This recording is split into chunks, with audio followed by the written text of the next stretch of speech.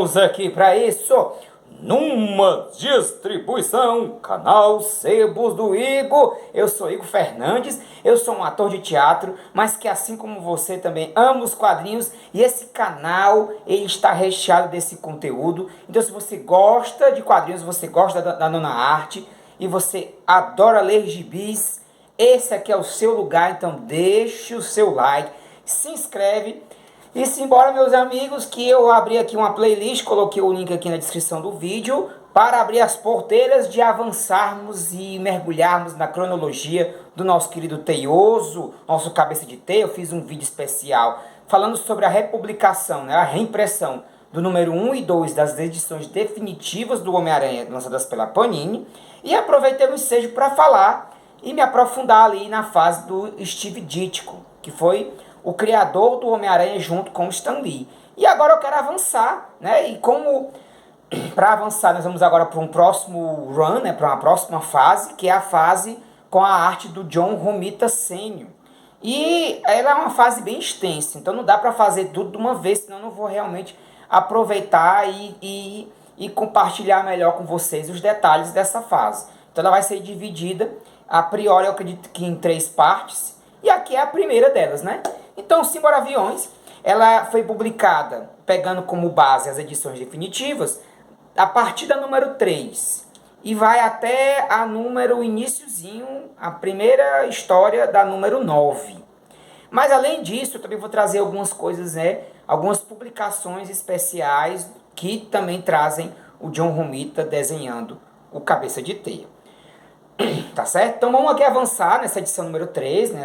essa definitiva número 3, onde eu possa trazer para vocês um pouco dessa fase inicial do John Romita.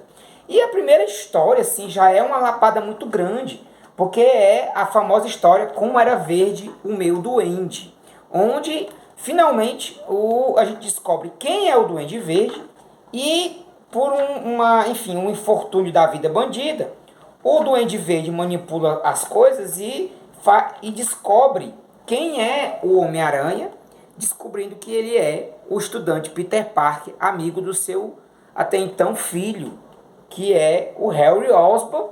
E aí ele descobre que o Duende Verde é o Norman Osborn. Claro, hoje você relembra, você além de saber disso por outros meios, né? Seja pelos filmes, pelas animações, mas é muito legal você poder ver como foi feito isso a primeira vez. Porque o Duende ele aparece na fase do Ditko e a gente não fazia ideia quem ele era, porque ele só aparecia daqui para baixo. Além do fato de que ele podia ser qualquer pessoa do casting do Homem-Aranha. Ou, como era dito em algumas más línguas, que o Duende Verde poderia ser uma pessoa, uma criatura mística.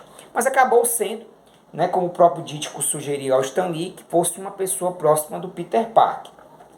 Lógico, acontece todo um zigue medonho e o Norman Osborn, no meio de uma grande batalha, ele perde a memória e esquece quem é o Homem-Aranha, né? Quem é a identidade secreta do Homem-Aranha.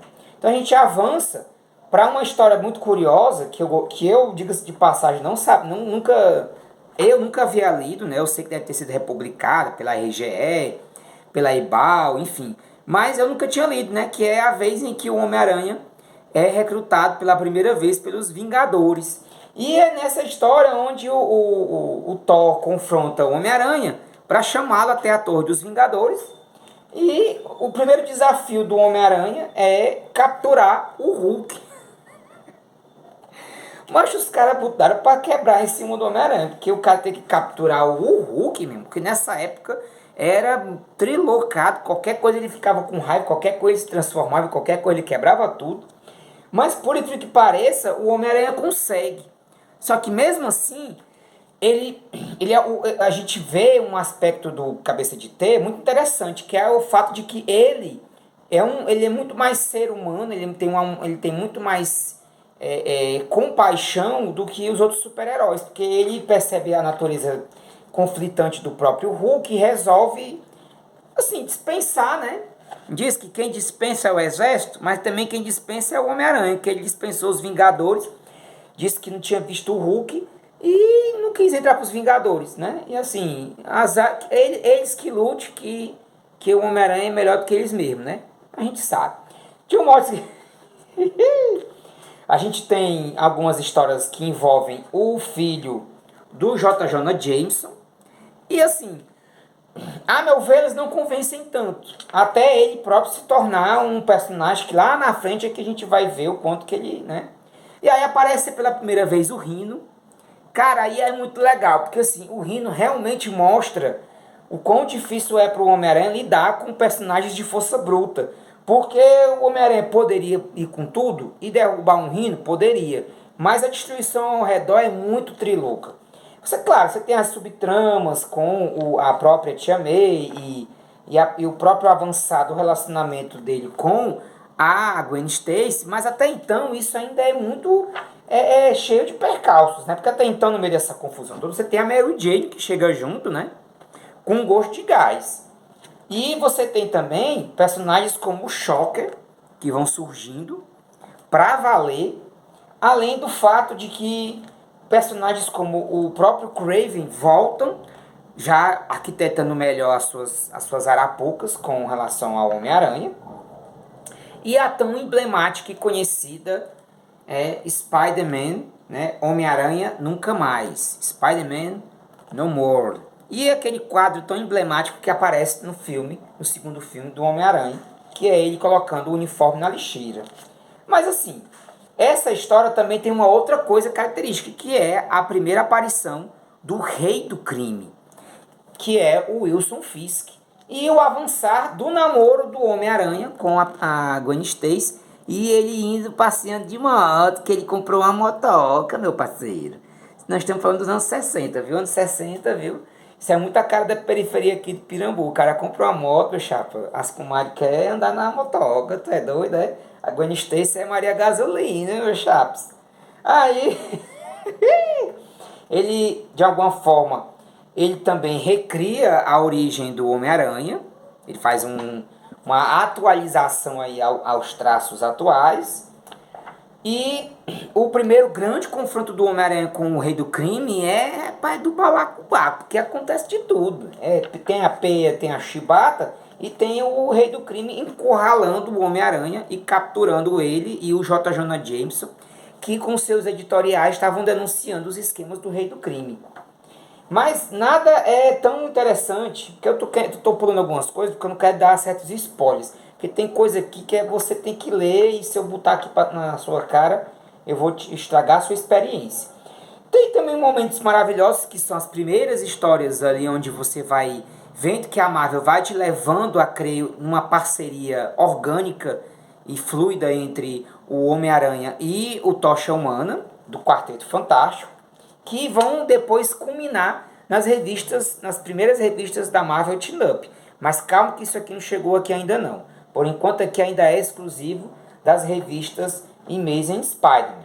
Mas aí assim, a gente vai tendo um salto nas histórias quando a gente percebe que o Homem-Aranha ele passa por uma situação muito pitoresca. Ele enfrenta o Octopus e perde a memória.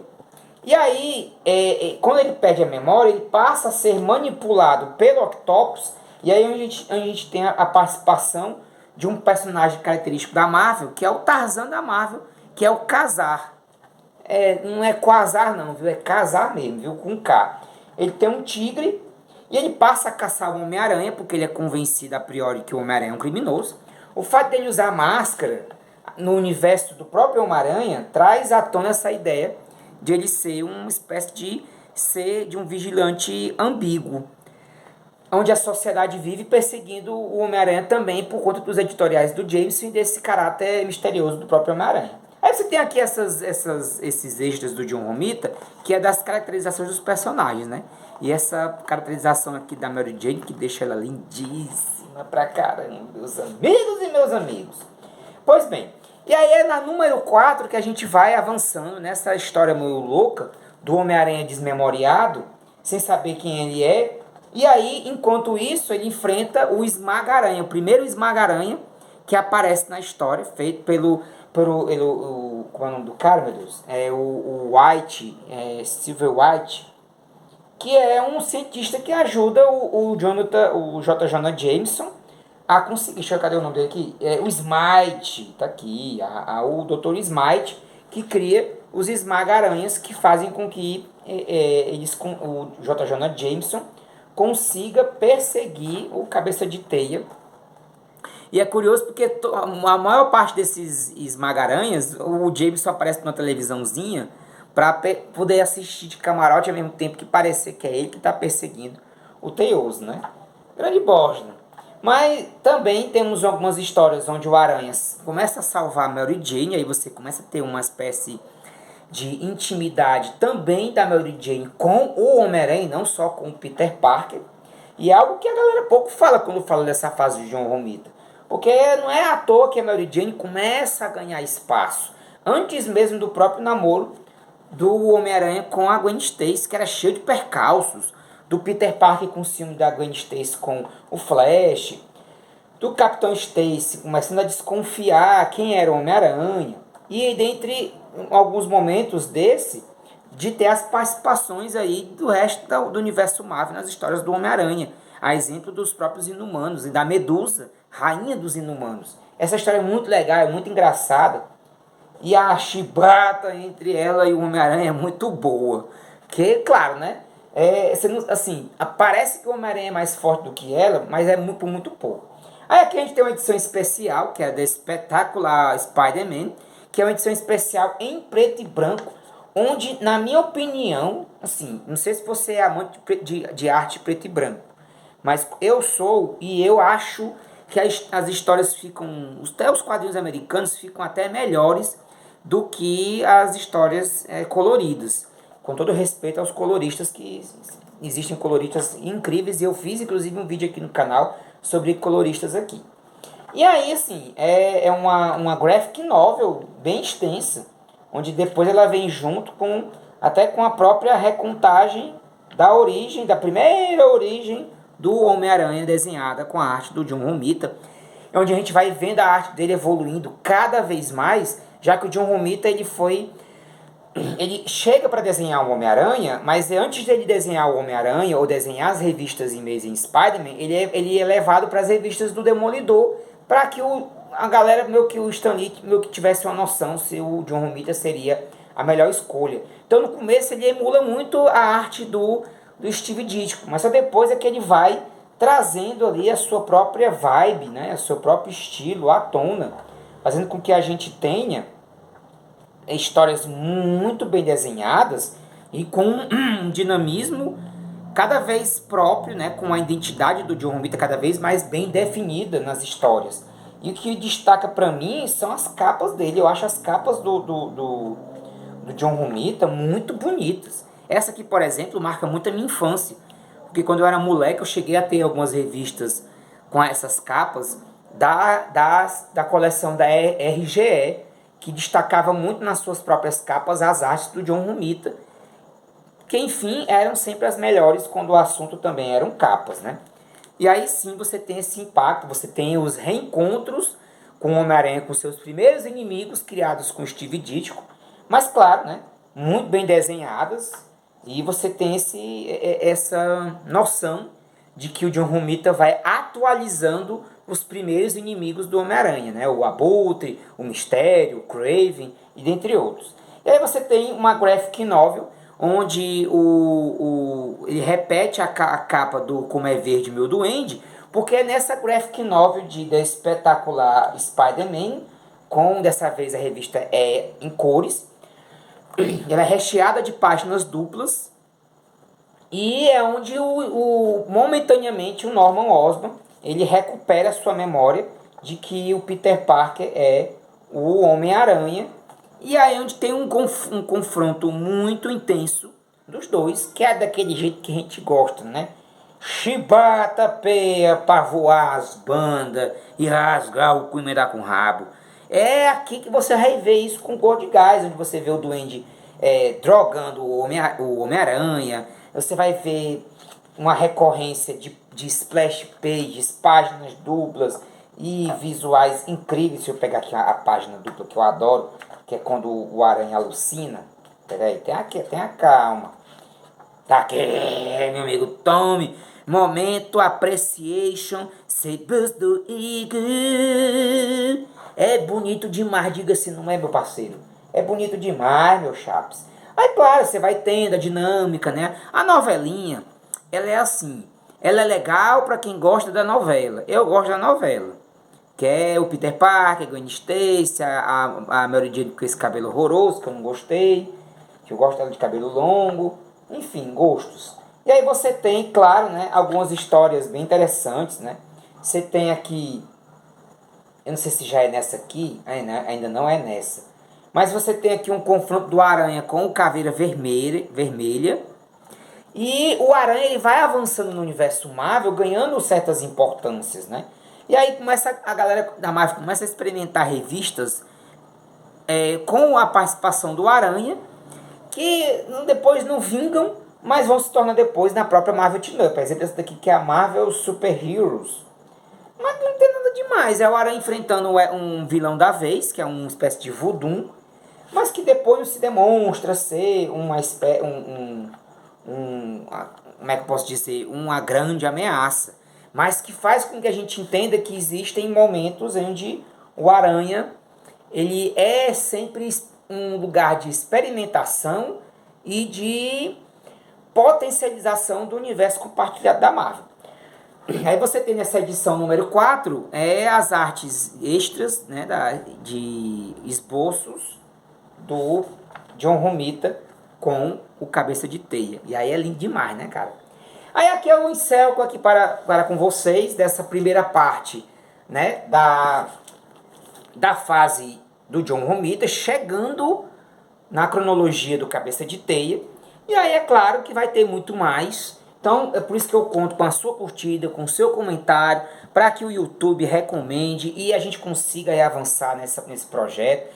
Claro que a gente faz com muito amor, com muito coração, com muita vontade, mas logicamente, né, a gente precisa dessas coisas, né, dessas curtidas, desses compartilhamentos para que a gente possa conseguir lançar os vídeos e cada vez mais a gente avançar nessa cronologia tão vasta e tão bonita do nosso Teus. Então, muito obrigado a você que veio até o final do vídeo. Fique com Deus. Um ótimo domingo, uma ótima semana para você.